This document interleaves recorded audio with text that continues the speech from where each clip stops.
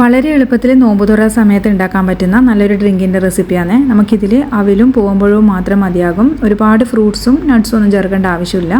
അപ്പോൾ ഇതിന് വേണ്ടിയിട്ട് നല്ല കറുത്ത പഴമാണ് ഞാനിവിടെ എടുക്കുന്നത്.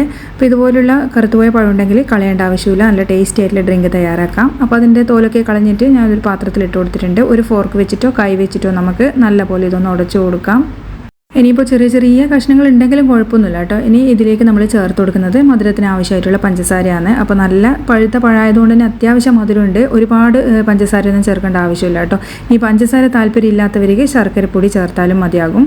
ഇപ്പോൾ പഞ്ചസാരയും ചേർത്തിട്ട് നല്ലപോലെ ഒന്ന് മിക്സ് ചെയ്തെടുക്കുന്നുണ്ട്. അപ്പോൾ കുറച്ചുകൂടി ഒന്ന് ഇത് ലൂസാവുമേ. ഇനി ഇതിലേക്ക് നല്ല തണുത്ത ഫുൾ ഫാറ്റ് മിൽക്കാണ് നമ്മൾ ചേർത്ത് കൊടുക്കുന്നത്. എന്നിട്ട് കുറച്ച് ലൂസാക്കി എടുക്കാം.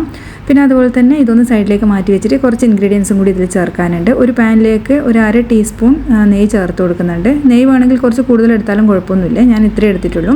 ഇനി നമുക്ക് കുറച്ച് അണ്ടിപ്പരിപ്പും അതുപോലെ തന്നെ മുന്തിരി ഒന്ന് വറുത്തെടുക്കാം. ഞാനിവിടെ കറുത്ത മുന്തിരിയാണ് ചേർത്ത് കൊടുക്കുന്നത്. സാധാരണ നമ്മളെ ഗോൾഡൻ റൈസിൻസ് ഇല്ലേ, അതുണ്ടായാലും ചേർത്താലും കുഴപ്പമൊന്നുമില്ലേ. പിന്നെ അതൊന്ന് മൂത്ത് വരുന്ന സമയത്ത് നമ്മളിതിലേക്ക് ഒരു 1/2 കപ്പ് അവിൽ ചേർത്തിട്ട് ഒന്ന് റോസ്റ്റ് ചെയ്തെടുക്കുന്നുണ്ട്. അവിൽ ഞാനിവിടെ മട്ടാരീൻ്റെ എടുത്തത്. ഇതാകുമ്പോൾ നല്ല ടേസ്റ്റാണ് കേട്ടോ കഴിക്കാൻ വേണ്ടിയിട്ട്. ഇനിയിപ്പോൾ നിങ്ങളുടെ അടുത്ത് വെള്ള അവിൽ ഉള്ളതെങ്കിൽ അതെടുത്താലും കുഴപ്പമൊന്നുമില്ല. പക്ഷേ ഇത് ചേർക്കുമ്പോഴാണ് ഒരു നല്ല ടേസ്റ്റ് കിട്ടും കേട്ടോ. ഇനി ഇത് നല്ലപോലെ ഒന്ന് റോസ്റ്റ് ചെയ്തെടുത്തതിന് ശേഷം നമുക്ക് നേരത്തെ തയ്യാറാക്കി വെച്ച ആ ഒരു പാലിൻ്റെ മിക്സ് ഉണ്ടല്ലോ, അതിലേക്ക് അങ്ങ് ചേർത്ത് കൊടുക്കാം. അപ്പോൾ ഇത് അവിൽ ചേർത്തതിന് ശേഷം നല്ലപോലെ ഒന്ന് മിക്സ് ചെയ്യുന്നുണ്ട്. അപ്പോൾ തണുത്ത പാലായതുകൊണ്ട് തന്നെ നമുക്ക് ഈ ഒരു സമയത്ത് തന്നെ കുടിക്കാം കേട്ടോ. ഒരുപാട് സമയം വെച്ച് കഴിഞ്ഞാൽ അവിലൊക്കെ ഒന്ന് കുതിർന്ന് പോകും. അപ്പോൾ വലിയ ടേസ്റ്റ് ഉണ്ടാവില്ല. നല്ല ക്രിസ്പി ആയിട്ട് അവിലൊക്കെ ഒന്ന് കടിക്കുമ്പോൾ നല്ല ടേസ്റ്റാണ് കഴിക്കാൻ വേണ്ടിയിട്ട്. അതുപോലെ തന്നെ ഇത് കുറച്ചൊന്ന് കട്ടിയായിട്ടുണ്ട്. ഞാൻ അതുകൊണ്ട് ഇതിലേക്ക് കുറച്ച് തണുത്ത പാലും കൂടിയും ചേർക്കുന്നുണ്ട്.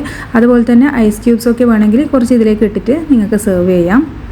അപ്പോൾ വളരെ എളുപ്പത്തിൽ ഉണ്ടാക്കാൻ പറ്റുന്ന നല്ലൊരു ഡ്രിങ്കിൻ്റെ റെസിപ്പിയാണ് കേട്ടോ. അപ്പോൾ നോമ്പ് തുറ സമയത്തൊക്കെ നമുക്ക് ഉണ്ടാക്കാനും എളുപ്പമാണ്. അതുപോലെ തന്നെ ഇത് കഴിച്ച് കഴിഞ്ഞാൽ വിശപ്പും ദാഹവും ഒന്നും അറിയില്ല. അപ്പോൾ ഇതൊന്ന് ട്രൈ ചെയ്ത് നോക്കാൻ മറക്കല്ലേ.